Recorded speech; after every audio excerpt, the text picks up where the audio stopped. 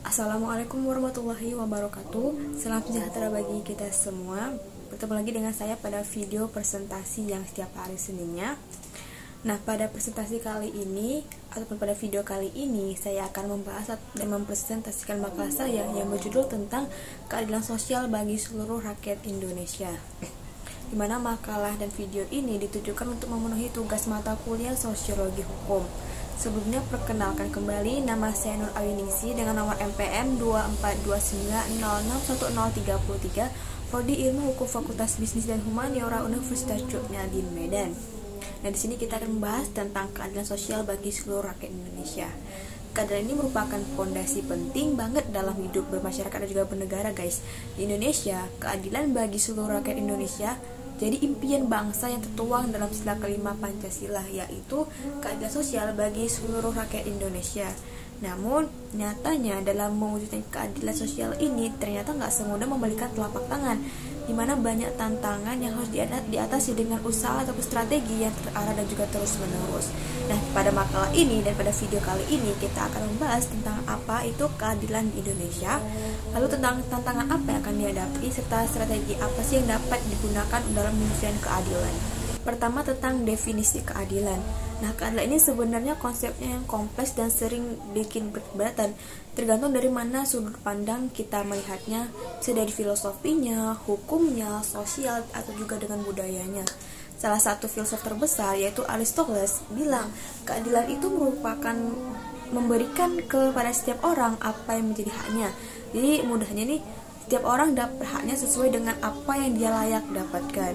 Juga Aristoteles membagi keadilan menjadi dua macam. Pertama ada keadilan distributif. Ini adalah keadilan yang ditentukan oleh undang-undang. Jadi distribusinya memuat jasa, hak dan kebijakan bagi anggota masyarakat. Jadi istilahnya atau simpelnya ini lu dapat sesuai dengan jasa yang lu berikan. Nah, kedua ada keadilan kolektif. Ini adalah keadilan yang menjamin distribusi tetap adil dan melawan tindakan ilegal. Kayak hak yang sama buat semua orang. Intinya aja lah, keadilan adalah konsep moral dan hukum yang mencerminkan kesetaraan dan kebebasan dalam mendapatkan hak dan perlakuan yang sama. Jadi sederhananya, hak keadilan itu memberikan kepada setiap orang apa yang menjadi haknya, gitu. Lalu kedua tentang makna keadilan dalam perspektif Indonesia. Keadilannya adalah landasan moral hukum dan jadi tolak ukur sistem hukum kita, yaitu hukum yang ada di Indonesia.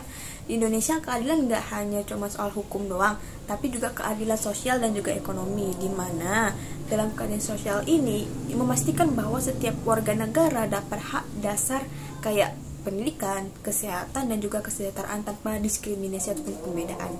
Kedua tentang keadilan ekonomi, di mana ini merupakan pembagian sumber daya yang adil buat mengurangi kesenjangan antara yang kaya dan si miskin.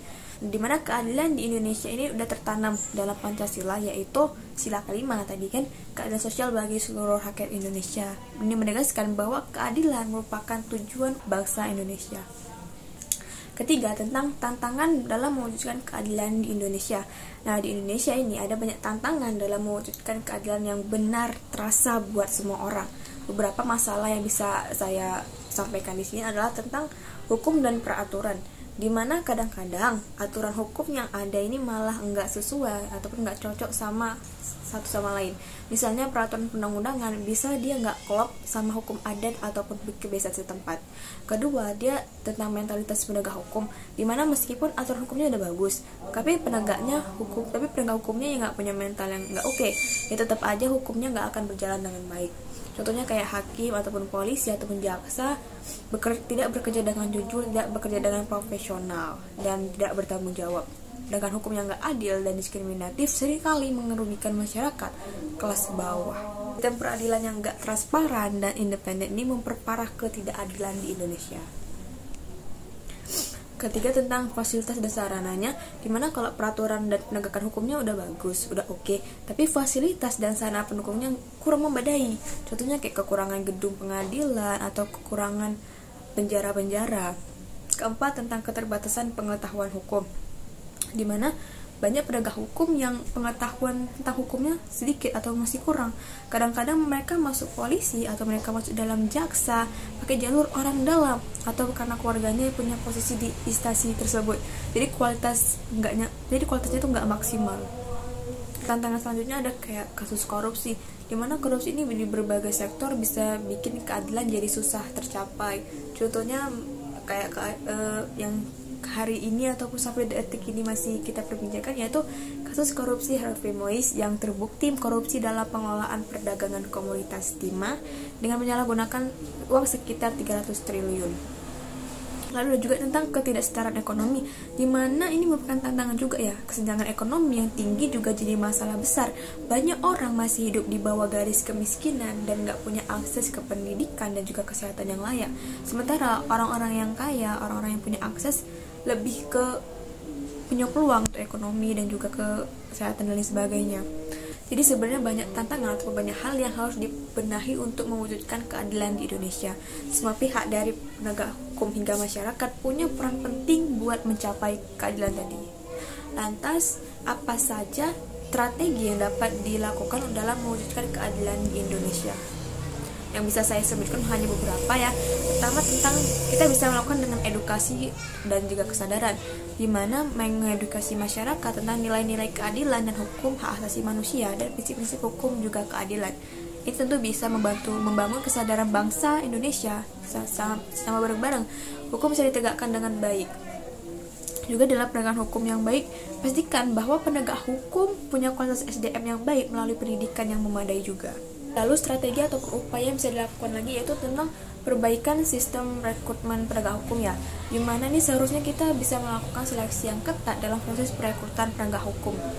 Jadi bisa mendapatkan kualitas SDM yang lebih berkualitas juga, profesionalisme dan juga independensi dan juga transparan dalam sistem peradilan harus ditingkatkan. Strategi atau upayanya lagi bisa melakukan dengan reformasi ekonomi, di mana kita seharusnya bisa melakukan kebijakan redistribusi, menerapkan kebijakan redistribusi sumber daya ekonomi untuk mengurangi kesenjangan, misalnya kayak lewat pajak progresif dan program bantuan sosial. Tingkatkanlah akses terhadap peluang ekonomi dengan program pemberdayaan masyarakat dan peningkatan keterampilan kerja. Strategi selanjutnya bisa dengan pemberantasan korupsi dan penghapusan diskriminasi. Sudah seharusnya mungkin ya, mudah seharusnya melakukan hukuman tegas dan menerapkan hukuman yang tegas dan transparan bagi pelaku korupsi biar ada efek jerah. Melakukan tingkatan transparansi dan akuntabilitas dalam pemerintahan dan juga pengelolaan anggaran publik. Lalu bisa juga dengan penghapusan diskriminasi, pastikan bahwa kebijakan yang menghapus diskriminasi dalam akses layanan publik dan kesempatan kerja. Jadi mungkin hanya sekian presentasi yang dapat saya sampaikan pada video kali ini.